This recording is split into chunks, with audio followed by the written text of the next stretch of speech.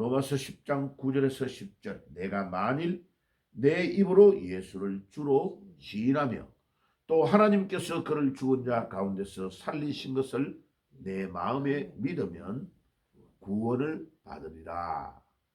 사람이 마음으로 믿어 의에 이르고 입으로 시인하여 구원에 이르느니라. 아멘. 주님 오늘도 우리에게 이 놀라운 말씀대로 성령이 역사하는 것을 체험하게 하옵소서. 기도하시기를 바랍니다. 자, 오늘은요 썸네일의 제목대로 성령에 대한 용어들이 아주 많이 있습니다. 성령의 임재는 무엇이며 성령 세례는 무엇이며 성령 충만은 무엇을 성령 충만이라 하고 성령 세례와 성령 충만의 차이는 무엇이며 또 네 번째로 성령의 내주는 무엇일까 혹은 내재라고 하기도 합니다. 성령의 내주, 성령의 내재가 무엇인가 오늘 말씀을 통해서 약간 구분을 해야 되겠습니다. 자, 오늘 로마서 10장을 왜 읽었냐면 사도행전을 하는 중에 성령의 이야기가 많이 나오기 때문에 용어를 정리해야 될 필요성이 있기 때문에 이 구절을 읽었습니다. 성령님께서 우리에게 임재하시면 어떤 일이 일어나느냐? 예수가 나의 구주 되심을 믿고 고백하게 됩니다. 그게 로마서 10장 9절에서 10절입니다. 그러니까 우리가 우리의 힘으로 예수를 믿는 게 아니고 하나님의 성령이 우리 안에 임재하실 때 우리 안으로 들어오신다는 거죠.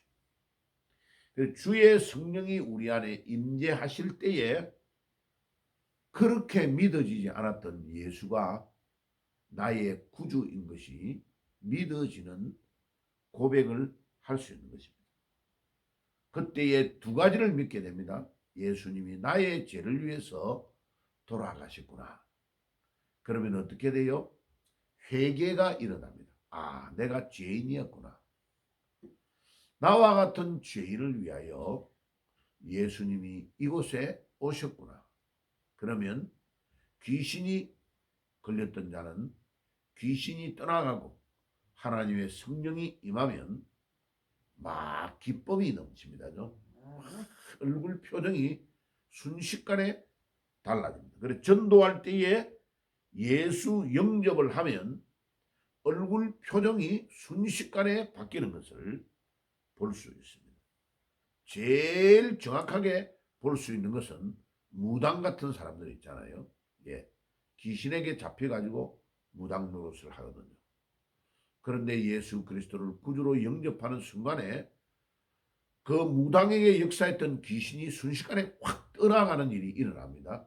그게 예수의 성령이 우리 안에 들어왔다는 것을 입증하는 사건입니다. 누가복음 11장 5절에서 13절도 그 이야기가 나오고 요엘서 2장 28절과 32절에 강림하는 성령의 사건이 입체적으로 나타난다고 예언되어 있고 그대로 사도행전 2장의 요엘서의 예언이 그대로 성취가 된 것입니다. 자, 그래서 여러분들 우리가 예수님을 진정으로 믿는다는 것은 성령이 우리 안에 임재하시는 것을 말합니다.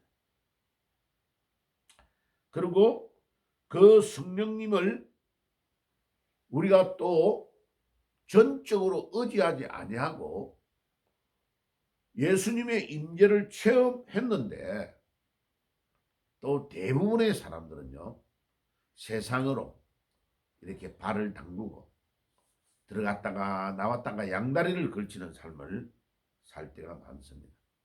그런데 성경을 읽다가 또 중요한 집회에 참석해서 하나님의 말씀을 듣다가 이렇게 특별한 순간에 완전한 변화, 터닝 포인트가 되는 철저한 회개와 기쁨이 체험되는 계기가 나옵니다. 그러면 한 번만에 사도 바울처럼 다메스커스로 가다가 부활하신 주님을 만나서 성령이 임재하면서 성령이 세례를 주시는 경우도 있습니다. 그런데 그렇지 않은 경우도 있다는 것을 기억해야 됩니다. 사도행전 1장 5절에 사도행전 11장 16절에 보면 성령의 세례를 받을 것이다 라고 예언한 그대로 성령 세례를 받는 경우가 많습니다. 자, 그러면 이렇게 순간적으로 딱 성령의 이런 놀라운 세례를 통하여 통에 잡아가며 거듭남 체험을 하는 이런 역사가 일어날 때에 그것을 단회적으로 일어나는 사건을 사도행전에서 성령 세례라고 표현하고 있습니다. 그런데 네덜란드의 아브라함 카이프라는 이 위대한 박사님이 착각을 했는지 잘못 이렇게 주장을 해가지고 이분의 영향을 많이 받아서 저수지 이론이라는 틀린 이론을 이분이 주장하게 돼가지고요. 네덜란드에 공부를 하고 온 사람들이 이런 말을 합니다. 저수지에 가물을 때 물을 쫙 저장해 놓고 농번기에 이렇게 저수지에 물을 딱 나오도록 해가지고 농사를 짓는 것처럼 저수지 이론을 주장한 이 아브라함 카이프의 말을 듣고 사도행전 1장과 2장의 성령의 충만의 사건은 단회적으로 한 번만 일어나지 저수지에 물이 딱 고여있는 것처럼 그때 2000년 전에 임하였던 그것을 우리가 조금씩 이렇게 빼먹는 거지 지금은 재현되는 것이 아니다라고 주장하는 학자들이 있습니다. 제가 신학교 다닐 때 그래가지고요. 그 신학교의 교수 2명이 정반대로 대립을 해가지고 결국은 맞게 말한 교수가 쫓겨났어요. 이 저수지 이론이 틀렸다라고 주장한 구약 성경을 해서 믿는 그분이 오히려 바른 말을 해가지고 쫓겨나는 일이 일어났습니다. 그런데 이 사도행전 2장 38절과 39절에 보면 처음에 사도행전 2장 1절에서 4절에 임하였던 성령 충만의 사건이 2장 38절과 39절에도 일어나고 8장 12절 17절에 사마리아 성에서도 또 성령 충만의 성령 세례의 사건이 일어나고 사도행전 10장 44절과 45절에 사도행전 11장 15절과 16절에 고넬료의 집에서 일어났던 일을 베드로가 또 간증하고 있습니다. 사도행전 18장 24절에서 19장 7절에도 동일한 사건이 간단하게 사도행전만 해도 5번 이상이 일어나는 것을 보면 이 아브라함 카이프의 저수지 이론이 틀렸다는 것을 성경은 우리에게 분명히 증거하고 있습니다. 특별히 결정적으로 베드로가 고넬료의 집에 갔을 때에 우리가 처음 우리에게 임하였던 그 성령 세례의 사건이 고넬료의 이방인의 집에서도 일어났다라고 고백하고 있습니다. 그러면 정확하게 틀린 거죠, 그죠? 예. 그러니까 성경에 없는 말을 만들어내면 아무리 위대한 학자가 말해도 그것은 틀린 것입니다. 그 다음에 성령 충만은 사도행전 2장 1절에서 일어난 사건이 성령 충만의 사건이고 요엘서 3장 28절에서 32절에 예언된 말씀이 성령 충만의 사건을 말합니다. 그런데 잘 알아야 될 것은 이 성령 충만이라는 단어는 헬라어로 충만한 성령입니다. 형용사가 뒤에 있는 명사를 수식하는 거죠. 이 충만한이라는 헬라어 단어가 2단어가 있습니다. 내적 충만이라는 플레로라는 단어가 있고 외적 충만이라는 핀플렘이라는 단어가 있습니다. 그러니까 충만한이라는 형용사가 두 종류가 있다는 거죠. 그래서 여의도 순복음교회처럼 그 교단처럼 방언을 받아야 성령의 충만을 받았다고 주장하는 주장은 정확하게 말하면 틀린 주장입니다. 왜? 성령 충만을 받을 때에 두 종류가 있다는 것을 모르고 하는 말이죠. 내적 충만을 받은 사람은 방언을 하지 못하는 사람이 많이 있습니다. 그런데 외적 충만을 받은 사람에게는 특별한 능력이 나타나는 경우가 많습니다. 사도행전 6장 3절과 5절과 8절에 스데반과 7 집사에게 임하였던 성령 충만의 사건은 내적 충만이라는 플레로라는 단어를 사용하고 있습니다. 그런데 베드로와 바울에게 임하였던 성령 충만의 사건을 사도행전 4장 8절과 9장 17절에 바울에게 적용된 이 성령 충만은 외적 충만인 핀플레미 혹은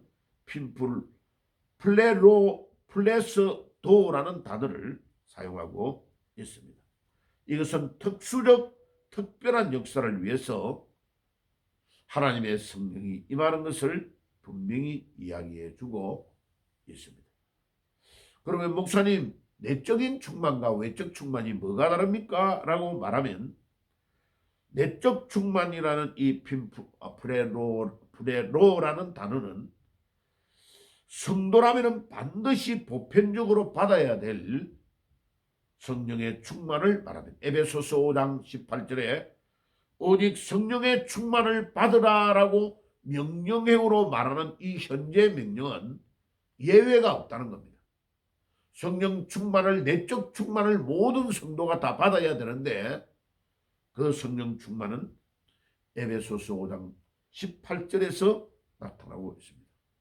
마치 옹달샘에 산에 올라가면 물이 가물었는데도 물이 줄줄 넘치는 것과 같이 갈라디아서 5장 22절과 23절에 열매를 맺는 사건을 말합니다. 그래서 이 내적 충만은 그리스도의 대사의 역할, 또 우리 역사상에 우리 대한민국에서 나한자촌에서 엄청나게 큰 사역을 했던 손장은 목사님과 같은 위대한 종이 이런 내적 충만의 어떤 사역들을 했음을 알 수 있습니다. 그 목사님은 조용조용하게 설교했지만은 뭐 이렇게 요란한 방언을 하지 않았지만은 그분의 설교를 들을 때 수많은 사람들이 변화되는 역사가 일어나고 소록도 안에서 일어나는 기적의 역사가 손장은 목사님을 통하여 일어난 내적 충만의 사건이었습니다. 그러면 외적 충만은 어떻게 나타나느냐?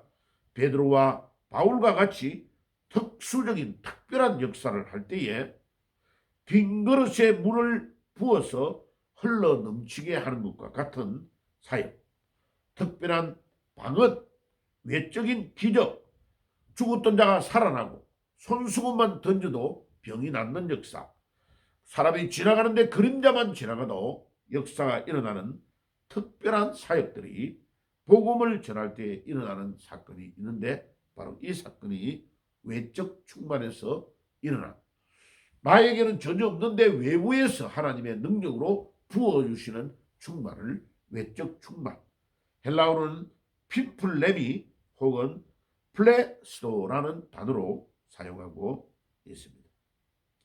자, 성령의 역사는 단회적인 사건이 아니고 지금도 성령의 충만은 계속되고 있고 사도행전 1장과 2장에서 말씀하는 대로 언약을 붙잡고 집중적으로 기도하면 지금도 성령의 충만의 역사는 일어나고 있다. 마지막으로 성령의 내주 혹은 내재라는 단어가 있습니다. 바로 처음에 말했던 성령 임재, 두 번째 말하는 성령의 세례, 세 번째 말했던 성령의 충만이 모두가 성령이 우리 안에 내주하고 내재할 때에 일어나는 사건입니다. 성령의 나타나심, 상대적인 것이 아니라 절대적인 것이고 사람의 능력은 자기에게 있는 것이 아니라 성령님에게 달려 있다는 것을 성령님이 우리 안에 내재하고 내주하면서 성령의 주파수가 맞추면 우리에게 놀라운 기적의 역사가 2000년이 지난 지금도 일어나고 있습니다. 오늘도 성령의 놀라운 능력을 체험하는 새벽, 또 여러분들이 남은 생애의 성령의 충만으로 역사하시는 것을 깨닫고 승리하는 하루, 남은 생애가 되시기를 주의 이름으로 축복합니다. 기도하겠습니다. 하나님 우리 아버지 감사합니다. 오늘도 성령에 대해서 용어를 정리했습니다. 성령의 임재, 성령의 세례, 성령의 충만, 성령의 내주와 내재에 대해서 말씀을 나누었습니다. 이 말씀이 우리의 심령에 잘 박힌 목과 같이 박혀 우리 생을 변화시키는 능력의 말씀이 되게 해 주옵소서. 예수님의 이름으로 기도드리옵나이다. 아멘.